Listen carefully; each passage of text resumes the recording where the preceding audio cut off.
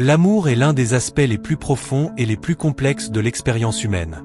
Que ce soit l'amour romantique, l'amour familial ou l'amour amical, il influence nos comportements, nos émotions et même notre biologie.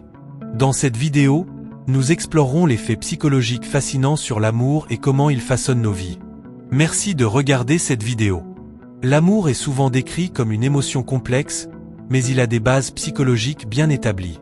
Selon la théorie de l'attachement, notre capacité à aimer et à former des liens affectifs est enracinée dans les relations que nous avons eues avec nos soignants durant l'enfance. Beaucoup se demandent comment l'amour évolue au fil du temps. La recherche montre que les relations amoureuses évoluent généralement à travers différentes phases. Après la phase initiale de passion intense, les couples entrent souvent dans une phase d'amour plus profond et durable. Il existe de nombreux mythes et idées fausses sur l'amour qui peuvent influencer nos attentes et nos comportements. Parmi les plus courants, on trouve l'idée que l'amour doit être facile et sans effort, ou que nous devons compléter l'autre personne pour être heureux. En réalité, l'amour exige souvent du travail, de la patience et un engagement sincère. La réussite dans une relation nécessite des efforts mutuels, une communication efficace et une volonté de grandir ensemble. Reconnaître ces réalités peut aider à créer des relations plus saines et plus satisfaisantes. L'amour et les relations saines sont essentielles pour le bien-être émotionnel. Les recherches montrent que les relations positives peuvent améliorer la résilience émotionnelle, réduire les symptômes de dépression et favoriser un sentiment général de bonheur. Nos expériences passées jouent un rôle crucial dans la façon dont nous vivons l'amour. Selon la théorie de l'attachement, les relations que nous avons eues dans notre enfance influencent notre comportement amoureux adulte. Les traumatismes et les expériences relationnelles antérieures peuvent également modeler nos attentes et nos comportements dans nos relations futures. Il est important de reconnaître comment ces expériences passées peuvent affecter nos relations actuelles et de travailler à la guérison et à la croissance personnelle pour établir des relations plus saines. La thérapie et la réflexion personnelle peuvent aider à surmonter les obstacles émotionnels et à améliorer la qualité de nos relations amoureuses. L'amour n'est pas seulement une question de sentiments, il a aussi une base biologique. Lorsqu'une personne tombe amoureuse, son cerveau libère plusieurs neurotransmetteurs importants. La dopamine, souvent appelée le neurotransmetteur du plaisir, est liée à la sensation de joie et d'excitation que nous ressentons au début d'une relation. La sérotonine joue un rôle dans la régulation de l'humeur et peut expliquer pourquoi les personnes amoureuses peuvent sembler obsédées par leur partenaire.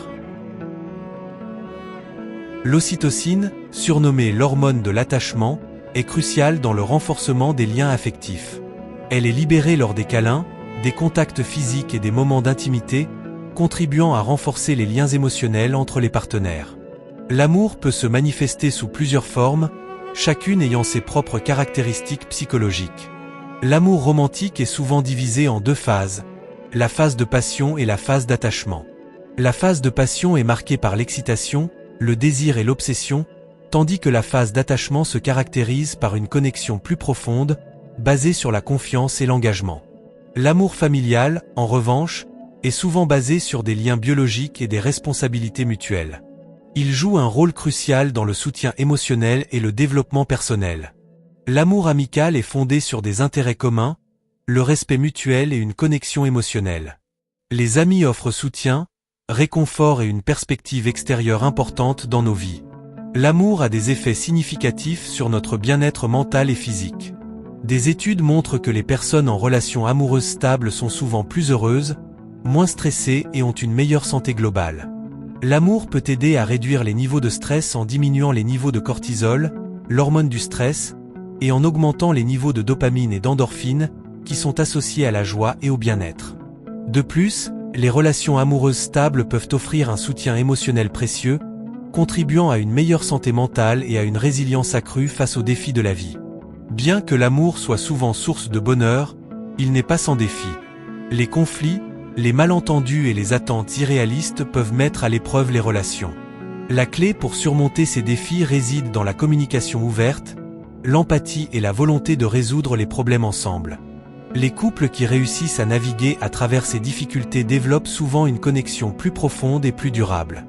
Les études sur le sujet révèlent que les couples qui réussissent à maintenir un amour à long terme développent une relation fondée sur la complicité, la confiance et la compréhension mutuelle.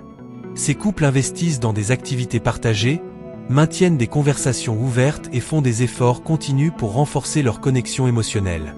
L'amour est un aspect complexe et fascinant de notre vie psychologique.